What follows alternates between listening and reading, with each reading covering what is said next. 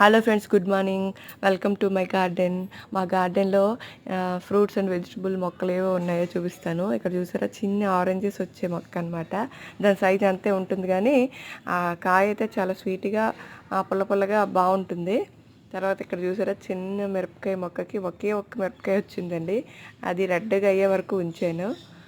తర్వాత ఇక్కడ రీసెంట్గా ఒక కాకర పాదు వచ్చింది. అయితే దాన్ని ఒక చిన్న కర్ర కట్టి ఇలాగే ఇదంతా పాకేలాగా చేసాము.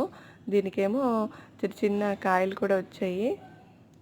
త్వరలోనే ఈ పాదంతా కాకరకాయలతో నిండిపోబోతుంది. ఇక్కడ టమాటా మొక్క ఉంది. టమాటాస్ అయితే 1 కేజీ వరకు వచ్చి ఉంటాయండి.